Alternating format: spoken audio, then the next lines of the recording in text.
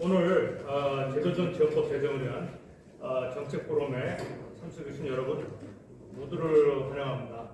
사실 그 어려운 시기에 이러한 포럼을 진행하기까지 참 우여곡절이 있었지만 이 법 제정의 정말 절박성, 필요성을 인식한 여러분들이 함께 뜻을 모아서 이 자리를 함께하게 됐습니다. 이 여기까지 오기까지 많은 수고를 해주신 우리 한국제도전 중소기업회 유희수 회장님과 또 회원 여러분께 감사를 드립니다.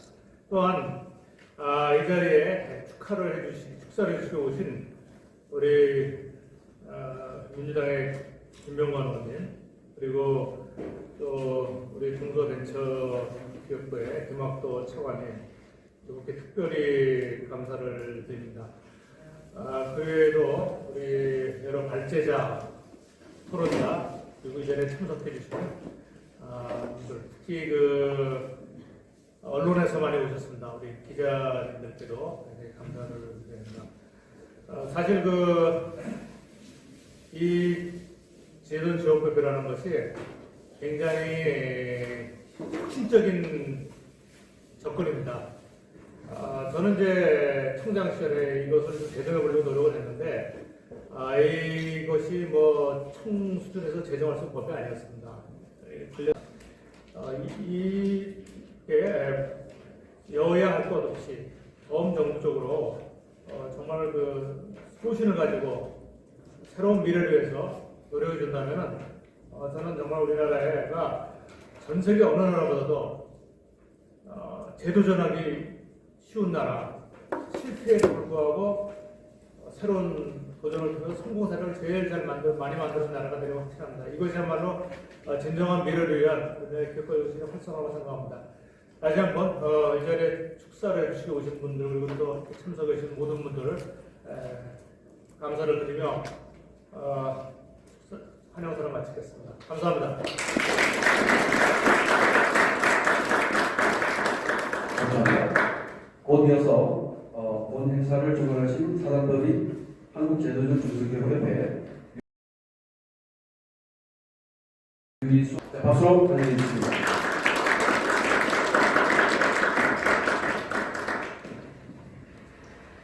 네, 반갑습니다. 네, 오늘 제도전 지원법 제도를 위한 정책 포럼에 응원을 해주신 더불어민주당의 인용 원내대표님, 그리고 미래통합당의 신재철 원내대표님, 그리고 국민의당의 안철수 대표님과 바쁘신 가운데도 참석해 자리를 빛내주신 김병관 의원님, 중소벤처기업부 김학도 차관님께 먼저 감사 인사를 드립니다. 또한 그동안 많은 어려움을 딛고 제도전 정책 구축에 앞장서온 중소벤처기업부 재기지원과 및 중소벤처기업진흥공단 제도약 성장처의 모든 분들에게도 특별히 이 자리를 빌어서 감사의 인사를 드리는 바입니다. 세계 행복지수 1위 국가는 핀란드입니다. 핀란드가 국가 경쟁력 1위 국가가 될 수 있었던 이유는 모든 교육기관에서 약자로 사는 삶에 대해 가르쳤기 때문이라고 보는 견해가 많습니다. 약자의 삶을 돌아보게 만드는 열린 마음은 서로 신뢰하는 사회를 만들고, 열린 마음은 갈등 지수를 낮춰서 투명한 사회를 만들며, 그 낮은 갈등 지수와 투명성은 경쟁력을 높이는 가장 큰 비결이 되어서 핀란드 곳곳에서 끊임없이 추진되는 혁신의 기본 동력이 되기 때문이라는 것입니다. 그런 의미에서 오늘은 정말 뜻깊은 자리입니다. 여야를 막론하고 제도전 지원법의 제정에 깊은 관심과 격려를 표명한 정치권과 중기부, 금융위, 중진공, 창업진흥원, 법제연구원 등 제도전 정책 관련 기관들과 경기도 지방자치단체, 중소기업중앙회, 아산나눔재단 등의 민간단체들이 오로지 다 실현하기 힘들어하는 사람들의 희망을 위해서 그 희망의 실행 방법을 찾기 위해 오늘 모두 한뜻으로 모였기 때문입니다. 경제 활성화의 최일선에 섰다가 한 번의 실수로 경제적 재인이란 낙인이 찍힌 수많은 사람들을 돌아보면서 성공의 원인은 사람에게서 찾을 수 있겠지만 실패의 원인은 제도에서 비롯된다는 걸 모두 공감할 수 있을 때 희망은 기적처럼 낙인의 처참한 흔적을 지워나갈 수 있을 것입니다. 영화 기생충을 연출한 봉준호 감독은 첫 번째 작품에서 철저히 실패했습니다. 그에게 두 번째 기회를 주지 않았다면 그의 재능만을 보지 않고 실패의 신용 이력을 문제 삼아서 기회를 원천 차단했다면 오늘날 1인치 사망만으로 전 세계 장벽을 뛰어넘은 기록은 아마 달성할 수 없었을 것입니다. 그렇게만 하면 된다고 봅니다. 왜냐하면 두 번째 출발하는 중소기업인들에게 처음과 똑같은 기회를 다시 줄 수 있는 프로세스가 제도적으로만 뒷받침된다면 중소기업계의 봉준호 감독은 수없이 탄생할 수 있을 것이기 때문입니다. 우리나라는 정말 창의적이고 역동적인 나라이기 때문입니다. 그래서 오늘 이러한 제도전의 성공을 위한 제도전 지원법 제정 정책 포럼의 뜻을 함께 모아주신 모든 분들께 다시 한번 머리 숙여 감사드리는 바입니다. 감사합니다. 저는 분당 갑 국회의원입니다. 4년 전에는 기업인이었고요, 저도. 그래서 한 15년, 16년 정도를 이제 기업인으로서 생활을 하다가 이제 정치권에 들어왔는데, 정치권에 들어와서 제가 이제 가장 중요한 문제라고 생각했던 게 아까 우리 한정환 회장님께서 말씀 주셨던 벤처 정신, 기업가 정신 이런 것들을 어떻게 좀 활성화할 수 있을까 이런 문제에 대해서 여러 가지 생각하고 일을 했었는데 그 중에 하나가 제일 저는 중요하다고 봤던 게 소위 망해도 괜찮아 우리 청년들에게 실패해도 괜찮아 이런 얘기를 하듯이 창업을 하고 기업을 일군 다음에 뭐 잘 아시다시피 벤처로 시작한 회사들은 한 열에 7, 8, 9 뭐 그 정도는 다 망합니다. 이렇게 다 망한 회사들이 다시 시작할 수 있어야 되는데 망한 사람의 한 8, 90%는 재기 불능 상태에 많이 빠지게 되고요. 기존에 우리 정부에서 정치권에서의 방식은 그 망한 사람 중에서 한 100명 있으면 그 중에 한두 명을 골라서 그 사람에게 다시 재도전의 기회를 주는 그런 방식의 정책들을 펴왔었습니다. 근데 저는 이제 그것에 대해서 근본적인 인식의 변화가 있어야 된다고 생각을 하는데 우리가 성실하게 저희가 성실 실패자라는 용어를 씁니다만 성실하게 경영을 하고 그 과정에서 실패한 기업인들, 창업가들에게는 다시 도전할 수 있는 기회를 주어야 되고 그게 저는 대한민국이 신뢰 사회로 가면 갈수록 꼭 필요한 제도라고 생각이 듭니다. 그래서 저희가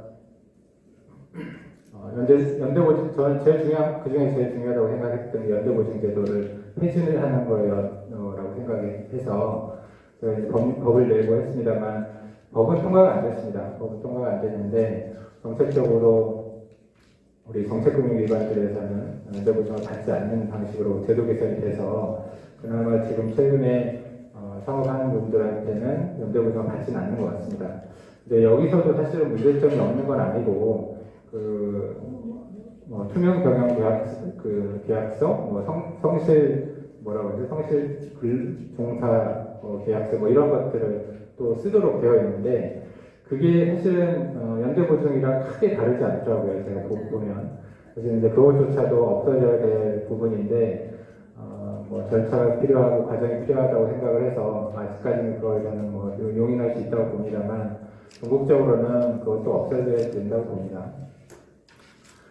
사실은 정말로 우리가 이제 도덕적 해이 이런 얘기를 많이 합니다만 도덕적 해이를 통해서 기업을 운영하다 창업을 했다가 회사를 고의적으로 부도를 낸다든지 임금 체불, 세금 체납 이런 것들이 있으면 사실 신용사회라고 하면 그게 어떤 이런 제도가 아니고 신용 시스템에 의해서 저는 자연적으로 걸러질 수 있다고 보여지고요. 그래서 말씀드렸던 연대보증 제도 폐지를 포함해서 실패 후에 우리 부담을 많이 지우고 있는 가정주부에 대한 지나친 의무를 부여하는 부분이라든지 그리고 아까 사실 연대보증과 관련된 얘기이긴 합니다만 채무부정성 문제가 여전히 있는데 이런 문제들을 제가 법 개정이나 이런 것들 통해서 좀 해보고 싶었습니다만 너무 방대하더라고요. 그리고 이게 상법을 고쳐야 되는 문제들이 있는데 대한민국에서 가장 고치기 어려운 법이 민법, 상법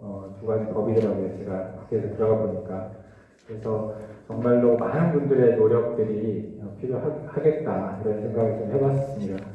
20대 국회에서 이 문제에 대해서 이제 관심 가지고 말씀 주신 분들이 몇 분 계시긴 한데 그 숫자가 좀 많지는 않았던 것 같습니다. 그래서 21대 국회에서는 제가 꼭 들어가서 저를 포함해서 많은 분들이 함께해서 지금 말씀드렸던 이런 부분들에 대해서 조금은 더 전향적인 진보가 있었으면 좋겠다 이런 생각이 들고요. 우리 이제 행정회장님께서 제도전 지원법 이게 한 가지 법이 될지 여러 가지 패키지 법률이 될지 모르겠습니다만 그 법들을 개정하고 제정하기 위한 노력들을 과거부터 많이 해오셨는데 그 노력이 이제 21대 국회에서는 좀 제대로 빛을 발했을 수 있으면 좋겠다 이런 말씀을 좀 드리고요. 저는 아까 말씀드렸지만 저는 가장 중요한 게 기업가 정신을 고양하고 고취시키고 창업가 정신을 기르는데 가장 중요한 키워드는 실패해도 괜찮고 망해도 괜찮다 이런 의식을 우리 창업가들에게 심어줄 수 있는 그런 법적인, 정치적인, 정책적인 제도를 만드는 게 가장 중요하다고 생각을 해서 21대 국회에서 제가 들어가면요 더 많은 노력을 하도록 하겠습니다. 그래서 이렇게 어려운 환경에서 코로나 때문에 다들 답답하시고 저희는 특히 정치인이다 보니까 워낙 많은 분들을 만나다 보니까 제가 혹시 슈퍼 전파자가 되지 않을까 이런 저 스스로의 불안감이 잘 있습니다. 그럼에도 불구하고 많은 분들께서 이 자리에 함께 해주셔가지고 우리 제도전 지원 제도 또 제도전 지원 법을 만들기 위해 뜻을 함께 해주셔서 너무 감사드리겠습니다. 빨리 좀 코로나가 종식돼서요 함께 조금 더 건전한 토론들이 많아질 수 있었으면 좋겠습니다. 고맙습니다.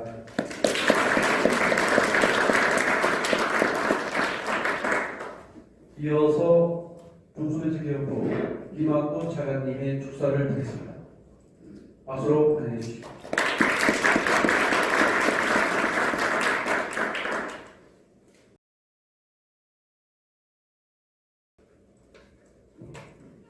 네, 안녕하십니까. 김학도입니다. 앞에서 우리 한정환 회장님, 유희숙 회장님 이 포럼의 취지에 대해서 잘 말씀을 해주셨어요. 제도전하는 기업들이 얼마나 어렵고 그것이 다시 얼마나 우리가 이렇게 북돋워져서 키워야 되는지에 대한 그런 취지를 말해주셨고 정말 지금 많이 여건도 어렵고 여러 가지로 우리 중소기업 소상공인분들 코로나 때문에 많이 힘듭니다. 이런 상황에서 포럼을 이렇게 개최를 해주셔서 감사를 드리고 일단 오늘도 각자 건강하게 예방수칙 잘 지키시고 건강 유지하시길 바랍니다. 또 우리 김병환 의원님 바쁘신데 또 제도전 지원법에 대해서 이제 앞으로 또 많은 또 지원을 해주실 거고 또 오늘 이제 주제 발표 좌장하는 임채영 교수님 또 워낙 이 분야의 또 전문가시니까 좋은 방향을 제시해 줄 거라고 생각합니다. 사실 아까 우리 김병환 의원님 말씀하셨지만 정부가 이제 제도전 관련한 여러 가지 이제 지원 제도를 만들어 왔고 또 그것에 대해서 했습니다만 또 그렇게 나름 또 성과들도 있고 하지만 여전히 많은 사회 속에서는 우리 실패에 대한 인식이라든지 그런 그분들이 다시 재기를 하는 데서 많은 어려움과 장애물이 있는 것이 사실입니다. 사실 작년까지 신설법인수가 역대 최대를 기록했고요. 매년 신설법인수가 증가를 하고 있습니다만 여전히 또 실패하시는 분들은 또 여전히 생기고 또 그분들이 또 신용 불량자로 이렇게 전락하고 있는 그런 것이 현실이고 그렇습니다. 사실 이러한 혁신을 통한 노하우가 순환되려면 바로 그런 분들에도 실패를 한 노하우가 실패를 극복하고 다시 도전하는 그러한 노하우가 우리가 공유가 되고 그러한 노하우를 적극적으로 키워줄 수 있는 그러한 환경이 마련되어야 된다고 생각을 합니다. 그래서 하여튼 저희 정부는 그동안 이러한 실패한 중소기업인들의 부담을 좀 완화시키고 제도전을 위해서 많은 노력을 기울여 왔습니다. 부실채권을 작년까지 한 4.8조 원 2년 동안 정리를 했고 또 신규 연대보증은 신규 부분에서 정책자금에서 연대보증을 폐지를 했는데 이제 기존의 것들도 점차 연대보증을 이제 폐지하는 그런 작업들을 계속 진행을 하고 있습니다. 또 사실은 이제 이분들이 다시 새롭게 뭐 새로운 환경에서 또 일어나기 위해서는 그런 새로운 또 환경에 대한 교육과 또 여러 가지 사업 자금 이러한 것들이 또 필요한 그런 상황이고요. 그래서 저희들이 그런 제도전 성공 패키지라는 이름의 그런 정책자 지원 프로그램도 마련을 하고 있습니다. 저는 사실 가장 중요한 것은 결국에는 이제 인식에 대한 그런 문제가 아닌가 생각합니다. 이분들이 주변에서 그리고 관련된 기관에서 이러한 실패를 용인하고 또 제도전을 응원할 수 있는 그런 문화가 확산될 수 있는 게 정말로 가장 중요한 상황이 아닌가 생각을 합니다. 저희 나름대로 뭐 실패 박람회를 한다든지 해서 지원하고 있습니다만 하여튼 그런 부분들은 전 국민적으로 좀 확산이 되어야 될 것이 아닌가 생각합니다. 하여튼 앞으로도 저희 중소기업부에서는 이러한 그 기술력 그리고 성장 가능성들을 계속해서 같이 보고 또 이분들이 재창업을 위해서 노력하실 때 그런 또 민간 투자도 거기에 연계를 시켜서 사업화를 지원한다든지 또 기존의 어떤 정책 금융기관들의 지원도 강화를 하고 또 아까 말씀드린 문화적인 사회적인 인식에 대한 그런 부분들을 개선하기 위한 노력들도 병행하겠다는 말씀을 드리겠습니다. 아무튼 우리 도전 정신을 가진 기업인 그리고 앞에서 안정환 이사장님하고 또 유희숙 회장님이 말씀하셨듯이 우리 기업가 정신을 갖고 계신 그런 기업인들이 다시 도전할 수 있는 그런 환경을 만드는 것이 저희들의 역할이 아닌가 생각합니다. 그 과정에서 정부와 민이 같이 잘 협력해서 했으면 합니다. 아무튼 오늘 그 여러 가지 또 발제를 하면서 좋은 의견들이 많이 제기될 것이고 그 의견들을 저희들이 적극 수렴해서 제도전 지원법 그리고 관련되는 그런 정책 프로그램 여러 가지 여건 또는 각종 문화 확산 프로그램들을 같이 병행해서 여러분들과 같이 열심히 하도록 하겠다는 말씀을 드리고 오늘 토론이 많은 성과 있는 토론이 돼서 저희들도 같이 법 체계를 정비하고 하는데 많은 도움이 될 거라고 생각합니다. 아무튼 우선 오늘 아침에 총리께서 중앙사고수습본부에서도 회의를 말씀하셨습니다만 앞으로 4주 동안에 그 대구 지역이 안정화된 그러한로 정상화될 때까지 많은 지금 노력을 하고 이번 주가 많은 이제 더 열심히 해서 이러한 그 코로나의 위기를 극복해야 되는 그런 상황이 아닌가 생각합니다. 다시 한번 여기 계신 모든 분들의 건강과 그리고 오늘 포럼의 성공적인 개최를 기원드리고 준비하신 관계자 여러분들에게 감사 말씀을 드립니다. 감사합니다.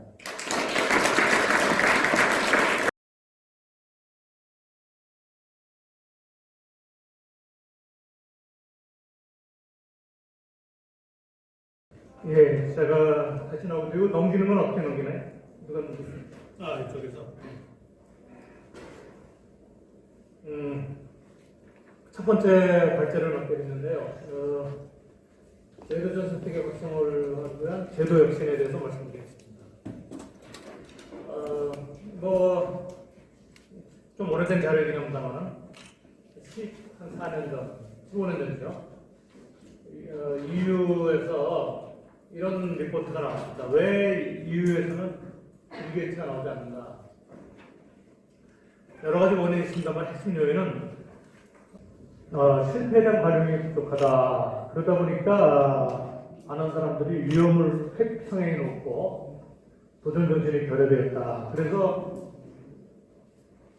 그 후에 2008년에 그 SBA에 관한 중소기업에 관한 조정 활성화를 10개 원칙을 발표했는데 그 중에 2조가 구도, 실패 경험이 있는 정직한 기업가들이 즉시 대기할 수 있는 기회를 얻도록 하는 것이다. 그래가지고 옆에 그때 언론에 실렸던 그런 겁니다. 유럽인들은 월급 생활에 만족하고 위험성 청산시킨다. 미국인은 실패 걱정 않고 대처처럼 적극 나선다라는 거, 이런 내용이 있었습니다. 그래서 이제 EU에서 중소기업법이라는 것이 제정이 됐는데요. 그 채무 면책 기간 어떻게 하겠냐 해서 경영지의 성실성 우리나라에서 만든 이제 이걸 사실 기반을 해서 제가 이제 그 성실 경영 확인제도라는 걸 도입했는데요. 그리고 실패 기업가에 대한 부정적 정보를 삭제하여 재기 가능성과 재기 속도를 제고한다는 겁니다. 이것도 사실 지금 우리나라에서 블랙리스트 문제가 심각합니다. 하여튼 이거를 풀어야 되는 문제가 있습니다. 그리고 미국은 연방파산법, 챕터 11이라고 부르는 건데, 희생기업에 대해서 신생기업과 동일한 대우를 한다. 우리나라는 사실 그 정책 요건에 있어서는 최근에 그래도 좀 많이 개선이 됐습니다만, 아직도 우리 사회는 이제 곳곳에 실패 기업인데 재기를 막는 차별들이 있습니다. 그래서 이런 것들이 법적으로 이제 있다는 거예요. 가장 획기적인 것은 영국의 인솔번시, 원래 인솔번시 앤 뱅크럽시, 채무 지급 불능과 파산하는 법이죠. 거기에 근거해가지고 2001년에 이제 제정이 됐는데, 영국에서는 이런 부가 있었습니다. 비즈니스 에너지 앤 인더스트리얼, 그래서 굉장히 여러 부를 합쳐놓은 굉장히 강력한 부처에서 이 법을 시행했는데, 개인과 기업에 대해서 부실 예방적인 게 들어가 있고, 그다음에 부실 관리, 채권 채무자 조정 등을 포함해서, 그리고 법적 정리, 청산, 파산, 면책 등의 권한 보유, 네 번째 재기준. 그래서 이렇게 일관된 프로세스를 가지고 하자. 그래서 결국 이 법이 제정한 거는 선제적 부실 예방 및 사업 실패 체계적 관리, 그리고 정부 차원의 조정 및 법적 정리 절차 일괄 처리, 대기 지원 시 이전 사업의 실패 원인을 반복하지 않도록 체계적 과정 관리, 법률적 근거와 전국적 조직 및 전문 기구냐 이런 겁니다. 사실 우리가 대기 지원법을 만들자는 건 바로 이걸 만들자는 거거든요. 실패를 다시 하도록 회복하도록 도와주는 것도 있지만 실패하지 않도록 부실 예방 및 실패도 무조건 그냥 허둥지둥하고 그렇게 하면 손해가 굉장히 커집니다. 되게 어렵고, 그래서 이거를 좀 더 관리를 해주자. 그리고 이 법률적 근거에 정부적 조직이 전문 교육을 할. 그래서 제가 청장 때도 제도적 지원센터라는 걸 만들었는데 이게 또 활성화되지 못한 이유는 법률적 근거가 약합니다. 그래서 우리 중소기업진흥공단에서 노력을 했는데 생각만큼 이게 활성화 안 되고 이런 거를 법적 기반을 가지고 좀 해보자라는 게 굉장히 큰 목적입니다. 예. 같은 얘기입니다만은 벤처기업에서 2011년에 우리는 왜 마크 저커버그의 페이스북에 나오지 못하는가 해서 우리나라의 이 벤처기업인들 전문가들한테 100여 명한테 이런 질문을 던졌을 때 1번, 2번 이런 성공한 사람의 가치관과 철학의 무대, 또 창의력과 상상력을 발휘할 수 있는 교육 시스템 이런 것도 있어서 세 번째가 실패에 대한 관용문의 부재, 사회 전반적 안정화 추구 경향, 위험 기피 현상의 심화. 사실 저커버그도 하버드 대학을 나왔습니다만 그 친구가 하버드 대학을 가는 게 공부를 잘해서 하는 것보다는 중고등학교 때는 창업대회나 이런 데 가가지고 여러 가지 스펙을 쌓았죠. 그걸 가지고 가서 이렇게 성공을 했었는데 이런 문제, 그 다음에 또 왜 페이스북처럼 되지 못하느냐 했을 때 벤처 생존 육성에 인프라 수준이 유효하다. 벤처 투자의 필수기회와 펜션이 발달됐지만 또 세 번째 나왔다 보면은 열악한 창업금융 환경과 연대보증제도, 높은 퇴출 장벽과 대기 시스템의 부재. 퇴출 장벽이라는 건 사업하다가 접는 겁니다. 우리나라에서 그런 말이 있어. 사업 시작하기보다 접는 게 더 어렵다. 라는 말이 있을 정도로. 그래서 엔트리 배리어도 있지만 엑시트 배리어를 낮춰서 쉽게 사업을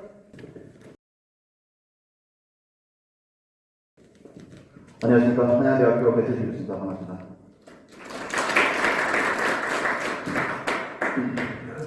자, 오늘 제도전 지원법 제정 방안에 대해서 제가 좀 준비한 자료를 발표하도록 하겠습니다. 발표에 앞서서 저는 지금 학교에서 학생들에게 창업과 기업가 정신을 가르치고 그리고 연구하고 있는 교육자이자 학자입니다. 그런데 우리가 지금까지 쭉 보면 어떻게 창업을 좀 해야 되나, 어떻게 성공 기업으로 이끌어야 되나라는 그런 교재, 교과서, 교육 이런 건 많지만 어떻게 하면 실패했을 때 대응해야 되나라는 거에 대해서는 한번 우리가 고민해 본 적이 있던가 한번 생각을 좀 해봤습니다. 뿐만 아니라 우리 연구도 어떻게 하면 성공 요인이 무엇인가에 대한 연구는 약 한 30년간 계속 많이 되어 있었는데 어떻게 하면 실패를 줄일까 또는 실패한 후에 어떻게 하면 재도전에 성공할까라는 연구가 거의 되어 있지 않습니다. 그렇기 때문에 이 분야가 굉장히 취약한 분야다 이렇게 먼저 좀 말씀을 드리고 싶습니다. 그리고 지금 재도전 그 지원법에 대해서 이 재도전을 지원한다라는 것은 상당히 양날의 칼이라고 볼 수도 있을 것 같습니다. 예를 들어 아까 현영아 청장님께서도 말씀하셨다시피 성실 실패자에 대해서 좀 지원을 해준다 이런 측면에서는 좋지만 또 도덕적 해이를 어떻게 방지할까에 대한 정책적인 그 부담이 굉장히 있을 걸로 생각합니다. 그래서 제가 이 자리를 빌어서 말씀드리고 싶은 거는 앞으로 좀 연구가 되면 주변에 계시는 재기 기업분들은 좀 참여를 좀 많이 좀 해주시면 앞으로 더 좋은 정책으로 나올 수 있는 이 결과가 나올 수 있으면 좋겠습니다. 자, 그 다음으로 넘어가시죠. 자, 우리나라도 손 놓고 있는 건 아니고 굉장히 많은 제도를 지금 도입을 해왔습니다. 특히 2005년 벤처 활성화 대책으로 패자부활전을 도입해서 그 이후에 굉장히 혜택받은 기업들이 많다는 걸 제가 인터뷰를 통해서 많이 알았습니다. 그렇지만 우리나라의 제약 조건은 뭐냐면 넘어가시면 일단 입체적인 정책 접근이 좀 어렵다.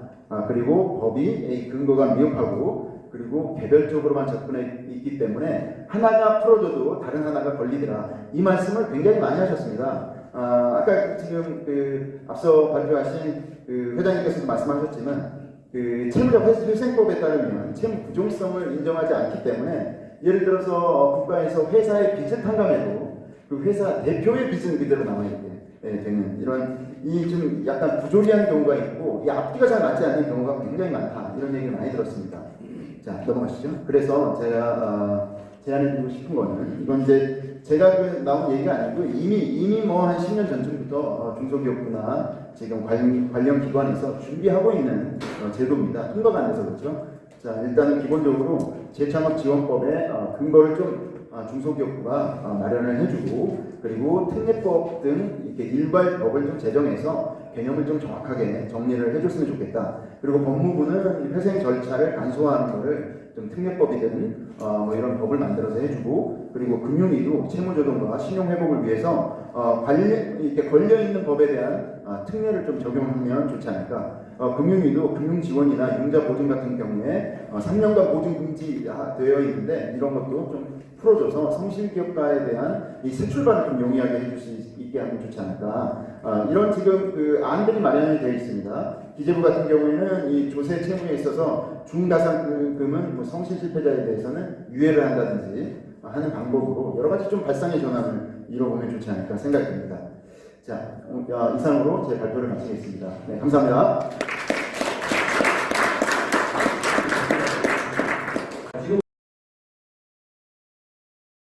지금부터 토론회를 시작하겠습니다. 토론회 자장이신 임채훈 수강대학교 경영과 교수님께서 참석하신 분들을 간단히 소개해 주시면 감사하겠습니다. 네, 안녕하세요. 반갑습니다. 토론회 자장을 맡은 수강대학교 임채훈 교수입니다. 앞에 두 분이 발제를 해주셨기 때문에 제도전의 문제가 뭐냐, 왜 우리나라의 제도는 안 되느냐, 또 다른 나라로 비교한 제도나 정책의 문제점에 대해 어느 정도 이해할 수 있을 겁니다.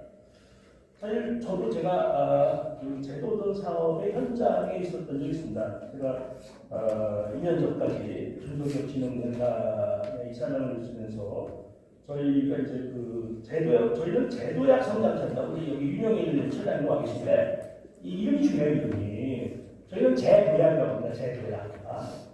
이렇게 해서 이제 현장에 세운 적이 있는데 이 제도전 사업이 앞에 배 교수님께서도 말씀하셨지만 2010년부터 시작이 돼서 정부의 중소기업 지원 정책은 가장 최신 또 최근에 나왔습니다.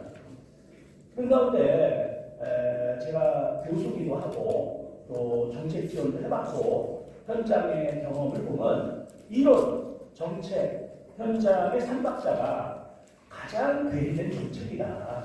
이 중소기업 지원이나 벤처나 소상공인도 이론과 정책 현장의 괴리가 큰데 이 제도전 사업이 가장 큽니다. 왜 이렇게 크냐 하는 걸 보면 우리 한정아 회장님께서 말씀하신 것처럼 이 제도전에 대한 사회적 시각의 문제가 있습니다. 이 창업은 반반이라고 했죠. 반은 찬성하고 반은 반대하는데 제도전은 다 부정적입니다. 사실은 그중에 이제 그 제도전 사업 필요하다는 총론에 대해서도 부정적인데 낙인효과가 큽니다. 제가 몇 년 전에 그 어느 학회장 시절에 이 국제은행에서 당시에 유행하는 혁신금융, 기술금융에 관한 포럼을 했어요. 포럼을. 그래서 은행원들 또 기업인들 모으고 포럼을 하는데 제가 이제 그걸 기획하면서 연사로 뭐 제가 이 존함을 말씀드리긴 뭐하지만 이 벤처업계 대우시고 아주 그 활동을 많이 하신 그런 최근에 작고하신 그 분을 연사로 섭외를 했습니다. 그때 은행이 반대한 거예요. 자기들 돈 빼먹었다고. 그 다음에 기업인들도 반대합니다. 굉장히 재밌습니다. 기업인들도 반대하는 이유가 거기 은행의 그 기업 고객이라고 하면 다 우량 기업인, 뭐 중견 기업인, 뭐 성과 기업인데, 야, 우리 실패한 기업인이 어떻게 우리처럼 잘 나가는 기업인 앞에서 기업 경영 이렇게 하라고 얘기하느냐? 굉장히 놀랐어요. 이건 그분을 섭외를 못했습니다. 그런 정도로 이렇게 그런 일인데, 저는 제가 이렇게 현장에 있어서 지원도 해보고 경험도 해봤지만 제도전의 인식다 보는 건 매우 어렵다. 또 제도전과 관련되는 제도와 벽을 바꾸는 건 더 어렵다. 또 더욱이 관행과 규정을 바꾸는 건 진짜 어렵다. 그래서 이걸 다 바꾸는 건 불가능합니다. 그래서 저는 우리 제한된 토론 시간 동안에 토론자분들께 요청을 드리고 싶은 것은 좀 초점을 맞춰서 무엇을 바꿔야 되느냐. 본인들이 제도전에 대한 어떤 의견이나 이런 게 있으시겠지만 뭐 앞에 발제도 하셨고 대부분 아는 얘기는 좀 간략히 말씀하시고 본인 토론자 입장에서 가장 먼저 바꿔야 되는 게 뭐냐. 한두 가지의 초점을 말씀합니다. 그거는 가장 중요한 거가 될 수도 있고 가장 필요한 게 될 수도 있고 또는 가장 쉽고 먼저 할 수 있는 것도 있고 그래서 가능하면 구체적인 강론으로 제도, 법 해서 한두 가지를 진짜 바꿔야 된다 하는 거 중심으로 해서 말씀을 해주시기 바랍니다. 토론자 6분 소개를 드리면 먼저 여기 순서지에 나와 있는 대로 소개를 드리면 제가 소개할 때 큰 박수로 환영해 주시기 바랍니다. 중소벤처기업부의 글로벌 성장 정책을 맡고 계시는 노영석 국장을 소개합니다.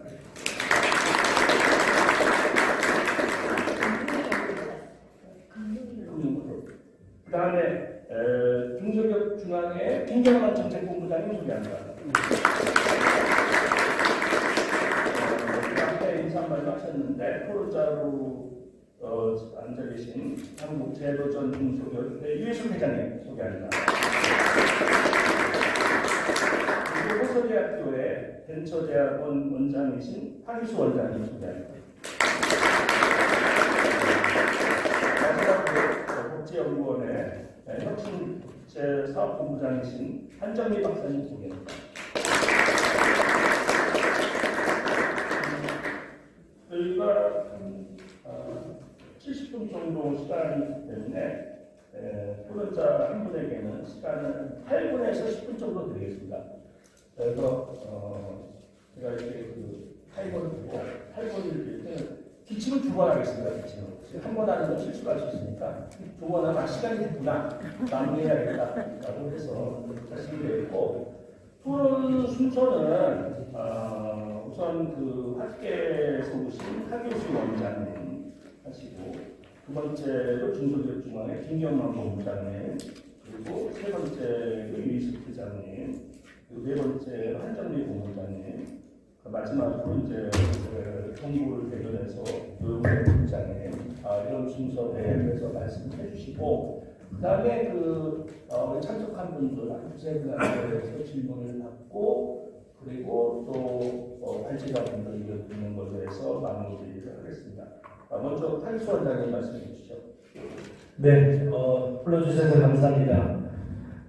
그냥 감동으로 잠깐 먼저 들어가도록 하겠습니다.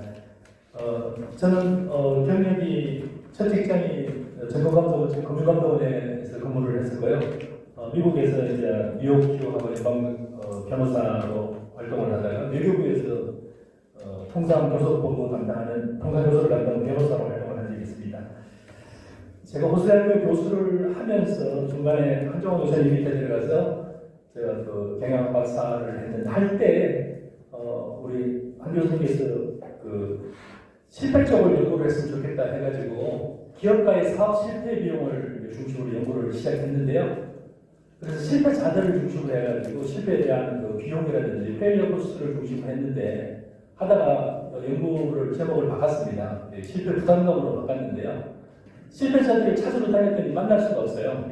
저보다 차관이나 여기저기 낚시 다니고 있고, 그러니까 자료도 거의 없어가지고 법원하고 제가 여러 군데를 자료 조사를 했는데 남아있는 자료가 거의 없고, 데이터가 파산까지 가가지고 법원에서 처리되어 있는 자료가 전체 파산의 1% 내지 1.5%밖에 안 남아있고, 그러니까 실제 파산하고 너무 자료가 다르고요.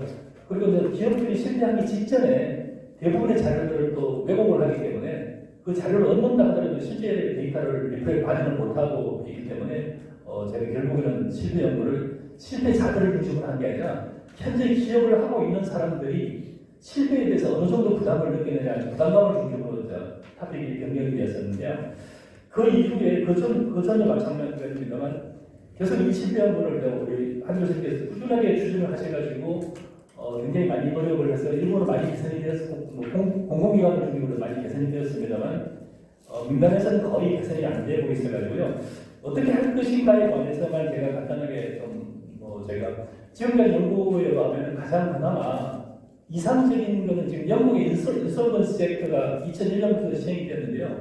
인솔번스 액트는 예방도 하고 사전적인 조치도 하고 인솔번스 액트가 통합적으로 그 처분까지도 할 수 있고 경감도 할 수 있고 추가 지원도 할 수 있고 굉장히 종합적인 법이어가지고 이런 유사한 법이 우리나라에 가장 적합하지 않을까라고 저는 개인적으로 법적으로 생각을 하고요.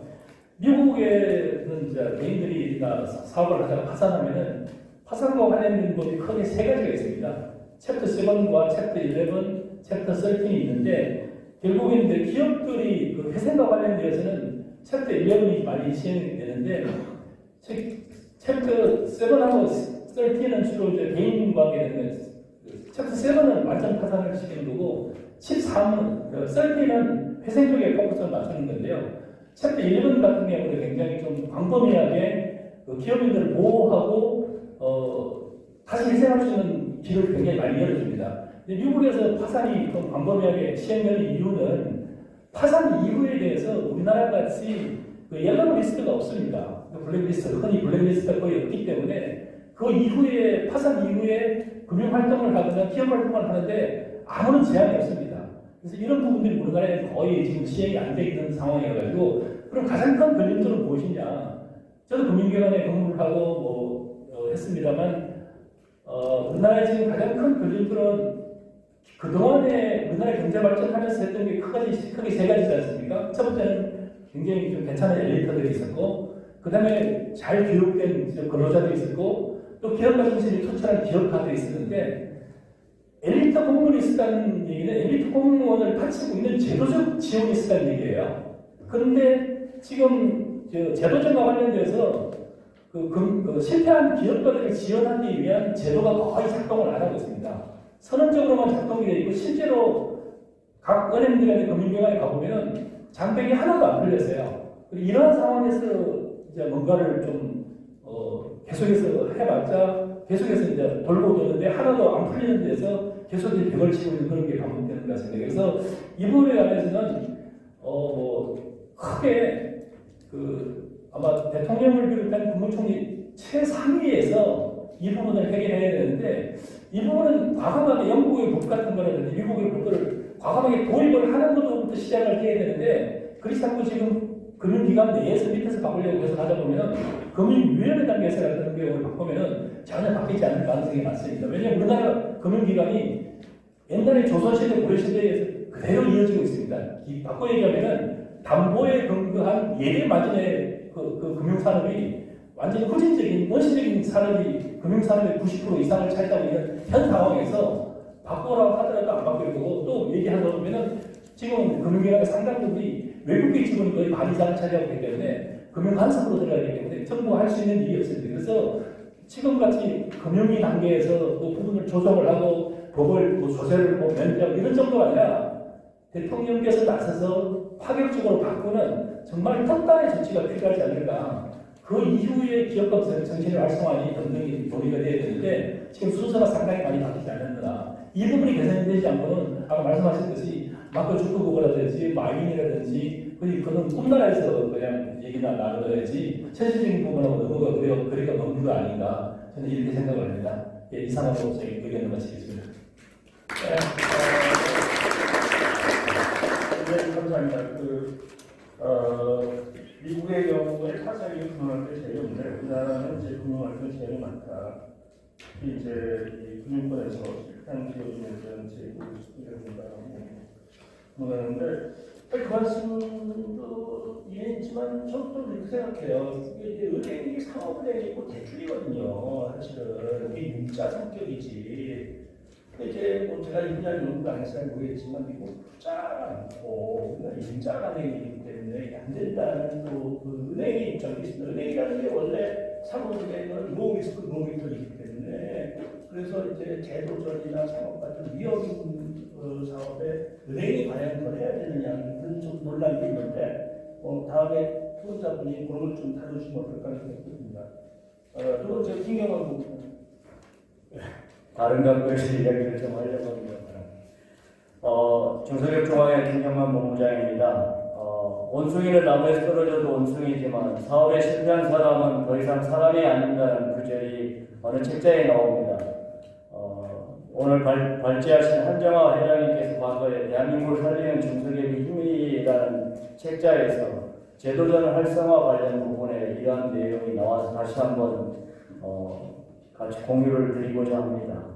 재창업 시 지원을 받은 기업의 5년 생존율이 50%가 넘은 만큼 재창업은 효과적인 창업 생태계 조성이라고 이야기를 하고 있습니다만 실제적으로 잘 공감하다시피 높은 사업 실패 비용과 여러 가지 재창업에 불리한 제도가 실패한 기업인에게 얼마나 가혹한지 이런 것들을 좀 문변적으로 말해주는 내용이 아닌가 생각합니다.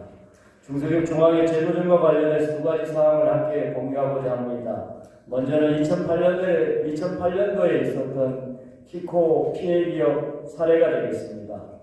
잘 아시다시피 2008년도에 글로벌 금융위기 이전에 환율 하락했다는 위험을 피하기 위해서 많은 수출 중소기업들이 키코에 가입한 바가 있습니다만 이후에 환율 급등으로 해서 중소기업 천문학적인 손실을 입은 바가 있습니다.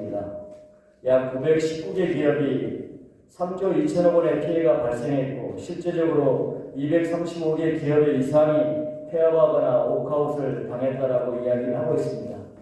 일례로 금융업체란의 A사의 경우에는 2008년도에 수출 1억 불탑을 수상했습니다만 또 연매출도 3천억 이상을 기록한 업체였습니다만 키코로 인해서 500억 원대 손실을 받았고 결국은 은행 채권단에 의해서 워크아웃을 겪을 수밖에 없는 아픈 추억들이 있습니다.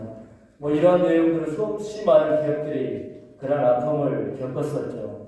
저희도 이러한 키코 피해 기업들과 함께 오랜 기간 공개회를 구성하면서 이러한 입장을 또 은행 측에도 호소하고 법원에도 호소했지만 결국은 법적인 절차에 의해서 퇴소할 수밖에 없는 그런 아픈 추억이 있습니다. 최근에 작년 12월 달에 금감원은 키코 분쟁 조정위를 개최하고 은행의 손실액의 약 15에서 41%의 배상을 공고한 바가 있습니다. 그러나 여전히 피해 기업의 대주주가 손바뀜을 했고 또 폐업을 한 경우에는 연쇄보증으로 파산한 대주주나 대표들은 대상에서 제외될 수밖에 없습니다. 또 일부 중소기업은 이미 기업 회생 절차에 들어갔고 채권단이 회사 지분을 갖게 된 경우에는 실제 피해 보상을 받을 수가 없는 그런 상황인 것이죠. 어쨌든 키코 사태로 막대한 피해 손실을 입은 중소기업은 그 당시에 상당히 수출 전선에서 유망한 중소기업이었고 또 피해를 입은 중소기업 대표들은 여전히 재기를 갈망하고 있다는 현실, 오늘 제도전 지원법 제정을 이야기하면서 다시 한번 되돌아보게 됩니다. 또 하나는 2016년 2월달에 우리가 전 정부의 정치적 판단에 의해서 개성공단이 폐쇄된 바가 있습니다. 그때 당시에 정부에서 여러 가지 경영보험금 지원이라든지 여러 가지 기업들에 대한 지원책을 마련하고 실제 지원을 해줬음에도 불구하고 많은 기업들이 영업 손실이라든지 거래관계 단절 등으로 인해서 그 이에 중대한 피해를 입게 되고 지금도 114개 기업 중에 상당수 기업이 폐업하거나 도산의 위협에 처해 있고 또 그러한 기업들이 굉장히 많다라고 이야기를 하고 있습니다. 실제로 개성공단 재개는 여러 가지 우리 국가의 범위를 벗어나는 범죄이고 여러 가지 어려운 상황입니다만 이들 기업들의 입장을 생각할 때 제도적 문제에 대해서 다시 한번 생각을 안 할 수가 없을 것 같습니다. 저희 중앙회는 또 이 제도과 달리 소기업 소상공인이 혹시나 여러 가지 경영사회라든지 경영 외적인 상황에 의해서 폐업할 경우에 이들의 재기를 지원해주는 소상공인 대표적인 사회안전망제도 노란우산 공제 제도를 운영을 하고 있습니다. 작년에 정부와 협조해서 이들 기업들도 때로는 폐업하거나 또는 사업 정리 절차 또는 뭐 다른 기업으로 업종 전환 이런 것들을 가질 계획이 있는 그런 업체들도 많이 있습니다만은 사전적인 좀 이들 기업들을 대상으로 해서 교육이라든지 이런 사업 전환에 대한 사전 컨설팅 이런 부분이 굉장히 필요하고 절실하다는 이야기가 많이 있었습니다. 작년에 저희들이 약 3,700명을 1박 2일 과정으로 해서 이런 교육 과정을 운영을 한 바가 있고요. 어쨌든 그런 과정을 통해서 이들 가장 그 사회 아래층에 있는 소상공인 자영업자분들이 이런 폐업이라는 이런 쪽에 좀 소프트 랜딩을 할 수가 있고 또 이 객관적인 자기 진단과 이런 부분을 통해서 여러 가지 다른 업종으로 이렇게 준비를 하는 과정들을 저희들이 목도하고 지금도 그런 제도를 운영을 하고 있습니다. 제도전 관련해서 한 가지 말씀을 드린다면 2018년도에 우리가 신보나 기보, 중진공, 지역신보 이들 공공기관 중심으로 해서 연대보증 제도가 정책자금에 한해서 전면 폐지가 된 바가 있습니다. 어쨌든 이후에 지난 1년 동안 창업 중소기업에 대한 보증 공급은 유축 없이 성공적으로 자리매김하고 있다고 생각합니다. 연대보증선 기업들이 도산할 경우에 경영자는 신불자로 전락하고 변제의 능력도 없는 경우가 많아서 과연 연대보증이 정말로 도덕적 해이 이야기를 많이 하고 있습니다만 꼭 필요한 것입니다. 이런 부분에 대해서 다시 한번 의문점을 던지지 않을 수가 없습니다. 따라서 어려운 숙제입니다만 연대보증 폐지 문제를 우리가 정책금융기관에 한해서는 과감하게 도입을 했습니다만 이들을 좀 민간금융기관을 확산하고 좀 확대하는 부분이 필요하지 않는가 생각합니다. 물론 기존의 금융권에서 이런 부분에 상업자의 여러 가지 도덕적 해이라든지 이런 부분은 최소한을 줄이면 합리적인 위험 부담을 좀 분담하는 방안을 찾는 것이 더 필요하겠죠. 아울러서 자료에도 발제에서 언급됐습니다만 실패 중소기업의 2차 납세의 의무 제도라는 게 있지 않습니까? 법인은 면탈을 받더라도 과점주주라든지 대주주에는 여전히 부채 문제가 남아있기 때문에 재기라는 것은 꿈을 꿀 수가 없는 것이라고 생각합니다. 그래서 정말로 이것도 도덕적 해이 문제가 나오는데 우리가 성실 실패 기업이라고 이야기를 하지 않습니까? 최근 한 2년 동안 정말로 여러 가지 국세라든지 납세 부분에 대해서 행피한 적이 없다거나 성실하게 그런 부분에 대해서 회원 기업인에 한해서는 과점 제도를 2차 납세 의무 이런 부분을 좀 면제하는 부분을 좀 도입할 필요가 있지 않는가 생각합니다. 마지막으로 어쨌든 아까 우리 사회자님께서 말씀하셨습니다만 이런 부분이 사회적 확산이 가장 필요하지 않는가 생각합니다. 민간과 정부에서 제도전에 대해서 사회적 좀 인식 개선이 바뀌어야 되지 않는가 생각됩니다. 지금 예를 들어 우리가 제도전 지원법 참 필요합니다. 유럽, 미국, 영국 등 이런 실패의 상수화를 전제로 해서 여러 가지 관련 정책을 다루고 있고 이들 국가의 여러 가지 재창업 지원제도를 우리가 벤치마킹해서 이러한 제도전 지원법을 도입하고 제정하는 것이 필요하다고 생각합니다. 다만 발제에서도 지적했다시피 이것은 어느 특정 부처, 중기부라든지 금융위, 법제청 이런 특정 부처의 소관법률이 아니고 모든 정부 부처가 합심하고 이렇게 해서 이러한 분위기를 만들어 나가는 노력과 과정이 필요할 것이라고 생각합니다. 그게 만들어진다면 그런 분위기가 민간 차원에서 사회적 분위기로 정말 기업가 정신을 강조하고 실패한 기업이 재기할 수 있는 이런 분위기가 확산된다면 우리 사회가 상당한 동력을 갖지 않을까 생각합니다. 저희 같은 이런 기업가 모임 단체도 그런 부분을 확산하도록 일조하도록 하겠습니다. 감사합니다. 네, 고맙습니다. 연대보증 또 손실에 대해서 말씀해 주시고 특히 공감되는 부분은 키코라든가 혹은 이제 사실 중소기업이 어려운 게 이 경영 실패도 있지만 여러 가지 환경 변화에 사실 코로나 바이러스에 갖고 굉장히 어려운 중소기업 소상공인도 많은데 이런 부분에 대해서는 전국적인 지원과 특별한 정책을 운영합니다. 그리고 여러 가지 제도 개선에서는 사회적 합의라든가 부처 간 협력이 필요하다고 말씀을 드렸습니다. 두 번째로 사실 관련 고민을 많이 하셨을 텐데 우리 이희숙 회장님 말씀해 주시죠. 네. 저는 가장 현실적인 얘기를 할 수밖에 없을 것 같습니다.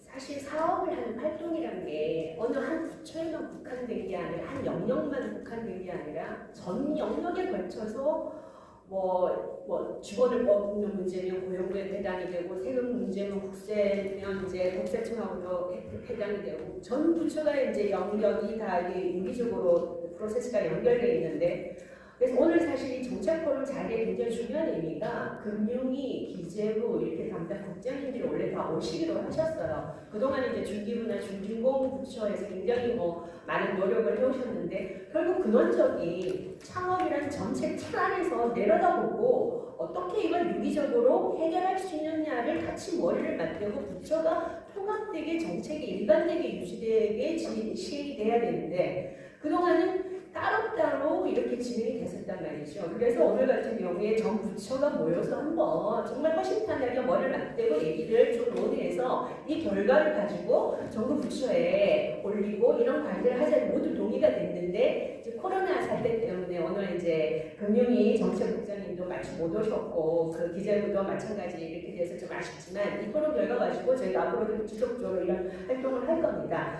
자, 먼저 그 창업 현실적으로 현재 첫 번째 창업적인 프로세스를 보면 저희가 투자 위주로 이루어진 그 창업의 저희 한국 사회가 아니고 대출 위주로 이루어지기 때문에 은행이든 보증기관이든 처음 창업하면서 대출기관과 연관 없이 창업을 하는 경우 굉장히 드물죠. 그런데 중소기업이니까 대기업이 아니잖아요. 자금력이나 조직이 부족하니까 한번 위기가 언제든지 오잖아요. 그러니 그 위기 단계에서 이거를 보완을 해주고 잘 될 수 있도록 왜? 일반적인 말로 저희가 위기는 기회인데 저희 나라는 지금 위기는 기회가 아니라 위기는 절망이에요. 그래서 위기 단계에 이거를 해결을 해줘서 좀 더 지원해서 살릴 수 있는 기업이 너무나 많은데 저희는 예를 들어서 몇백만 원 때문에 무슨 연체가 갑자기 됐다 이러면 전 금융권에게 통보가 다 되기 때문에 아무것도 못합니다. 그렇게 해서 위기에서 살릴 수 있는 기업들이 자, 이제 신용불량이라는 단계로 들어가게 되면 그러면 이제 지금 재창업이라는 프로세스가 만들어졌기 때문에 재창업을 하게 되죠. 재창업도 마찬가지로 현재는 이제 창업진흥원 같은 경우는 지원 보조금 제도도 많이 되어 있지만 창업 중진공의 재도전 자금을 쓸 수밖에 없습니다. 그러면 기업이 데스밸리가 3년 차부터 시작되잖아요. 그럼 3년 차부터 더 사업이 커지고 안정될수록 자금이 더 필요한 단계인데 재창업 자금은 3년 차부터 원금 상환을 해야 되는 거죠.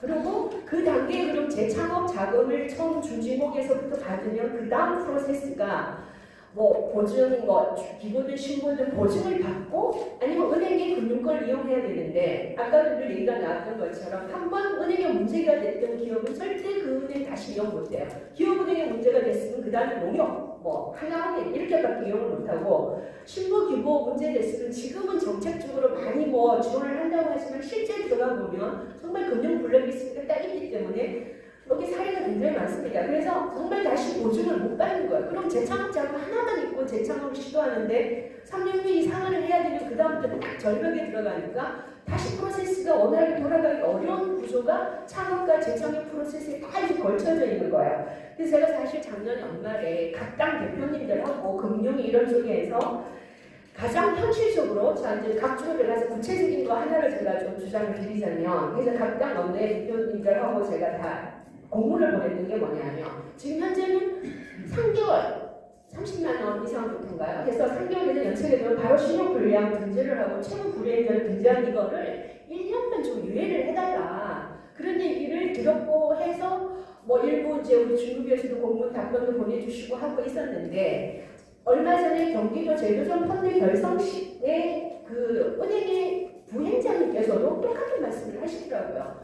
오히려 은행에서 이걸 싫어하실 줄 알았는데 신용불량 등재되는 기록을 정말 좀 유예를 시키는 게 정말 현실적으로 너무너무 필요하다. 그래서 저는 그때 굉장히 고무적으로 받아들였고 정말 이게 현실적으로 너무너무 필요하다. 왜 한 번 등재하면 모든 게 다 끝나기 때문에 그리고 다시 이용을 못하잖아요. 그래서 제가 오늘 주장드리고 싶은 거는 그 한 가지가 필요하고 자, 두 번째는 최근에 제가 저희랑 거래했던 거래처 대표님이 최근에 투신자사를 했습니다. 이분은 한 20년 넘게 정말 이 사업을 성실하게 잘 하셨고 정말 이 사업을 정말 한 달에 몇 수십 명씩 그 기업 그 직원들을 데리면서 정말 일자리 창출에도 너무너무 노력을 하셨던 분인데 갑자기 지금 여러 가지 경제적 상황이 어려워지고 변수가 딱 생기면서 딱 한 번 위기가 닥쳤는데 거래했던 기부에서도 모든 게 물밀듯이 이제 밀려 들어오면서 자기가 여기서 주저앉아도 다시 일어설 필요는 전혀 없구나. 그건 더불어 뭐 무슨 얘기냐면 직원들은 제가 늘 주장드리는 부분이 직원들은 뭐 갑자기 문제가 생겨도 실업급여가 있고 퇴직하면 퇴직금이 보상이 있잖아요. 근데 대표자는 정말 몇십 년 동안 이 국가의 세금을 그렇게 많이 바치고 일자리 창출에 그렇게 많이 기여를 했는데 대표한테 퇴직금이 있습니까? 실업급여처럼 똑같이 폐업 그 구조가 있냐고요. 그거를 제가 한 몇 년 전에 국회에서 발의까지 됐었는데 폐업 구조 통과가 못했어요. 국회에서. 그래서 아니 몇십 년 동안 국가에서 한 일이 너무 많은데 이거는 딱 한 번 어려우신 걸 이걸 단계에서 아무런 지원을 받을 수가 없이 죄인만 되어버려서 정말 희망이 없었기 때문에 그래서 중요한 거는 희망을 공유할 수 있다는 게 희망을 줄 수 있다는 게 너무 중요한데 지금 현재는 잘 되는 기업 10%만을 위한 정책만 저는 계속 한다고 생각해요. 나머지 80%, 90% 중소기업이 전부 이런 문제에 다 해당되어 있는데 정말 잘 되는 기업 10%만 자꾸 더 잘 되게 만드는 정책만 계속 저는 간다고 생각을 하고 있거든요. 그래서 그 창업자들에 대한 정말 전반적인 안전망이 제대로 구축이 돼야 다시 또 안전망이 없는 상태에서 생존형으로 창업으로 다시 뛰어들지 않게 만드는 그런 조처가 될 수 있지 않겠나 두 번째로 보고요. 그 다음에 저희가 그동안 굉장히 이런 많은 한 회장님 통해서도 그렇고 이런 많은 제도들에 대한 얘기를 너무너무 많이 봤는데 결국은 실행이 너무 중요한 얘기라는 부분들을 이 자리를 비롯해서 정말 실행하는 방법들을 한 번 더 공유가 됐으면 좋겠고 그리고 제도전과 관련된 모든 분들 관련 사업을 하시는 부처나 이런 분들이 정보가 공유가 될 필요가 너무 저는 중요하다고 봅니다.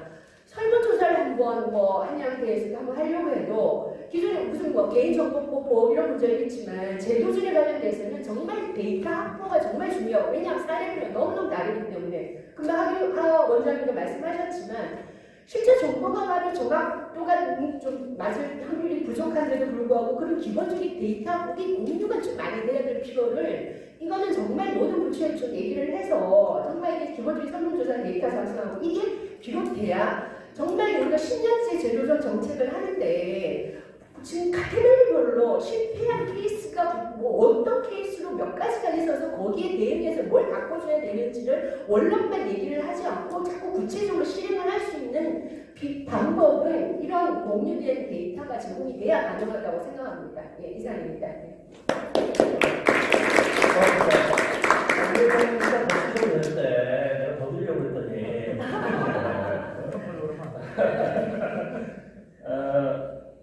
저기 참 전시 와닿는 얘기입니다. 예, 금융의 역할이 중요하고 또 부처들도 이런 지원들이 따로 이루어지는데 이 협의가 다 금융이 나오는데 금융의 중심장님은 뭐안 오시고 누구도 안 부르셨네요. 그러니까.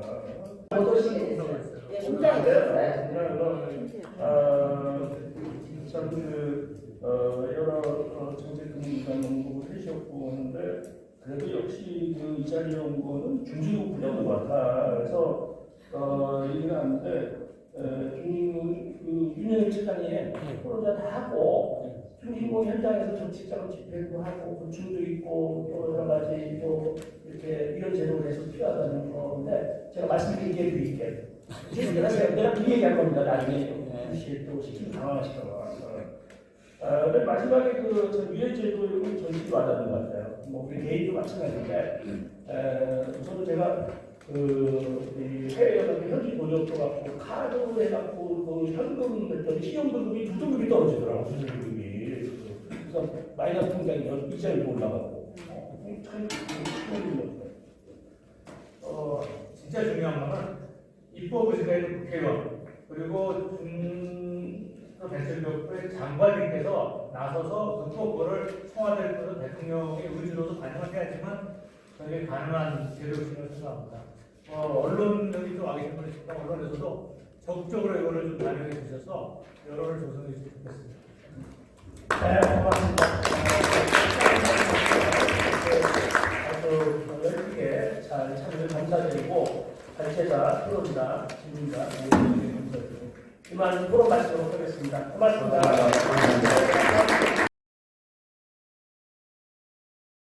저희 경기도 경제과기능은 경기도가 수립한 기관입니다. 어떻게 보면 경기도가 적재로 수립하고 저희가 중소기업을 위해서 사업을 집행하는 기관이라고 보시면 되겠습니다. 거기 얼굴 보면 중소기업에 필요한 연구개발부터 창업, 그다음에 사업화, 수출이라든지 마케팅, 그다음에 교육이라든지 기업 운영하면서 발생하는 경영회로 또 최근에는 4차 산업육성까지 중소기업과 관련된 모든 업무를 저희가 총괄해서 진행하고 있습니다. 그래서 아마 여기 계시는 분들이 경기도 기업인지 알고 계시지만 대상이 경기도 기업이라는 부분에 한정이 좀 되어 있습니다. 제가 오늘 보고 느낀 건 뭐냐면 대부분의 우리 제도전 하시는 분들 이야기를 저도 많이 듣습니다. 저는 사실은 이야기를 듣다 보면 저도 30분, 1시간 이상 시간 갑니다. 진짜 마음 아픈 이야기 많이 들었습니다.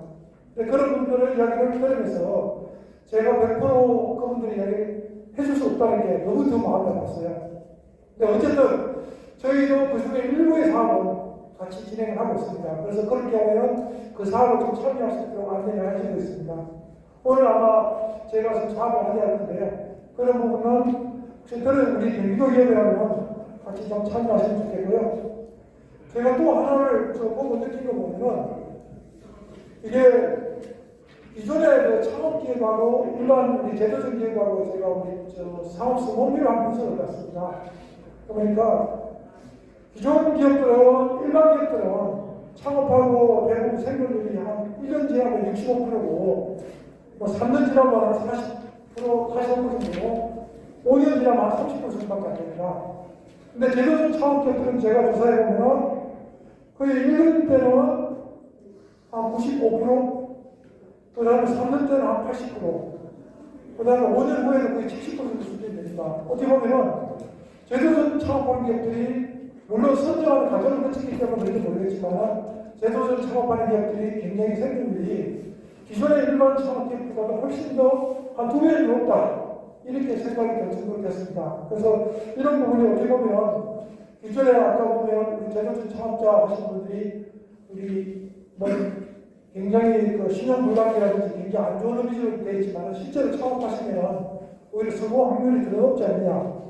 저는 오히려 이런 부분이 실패 경험이 저는 어떻게 보면 성공의 자산이 아닐까. 그래서 저는 이런 면에서 본다면 우리 제도전 창업자들한테 희망을 주지 않는 생각을 하고 있습니다.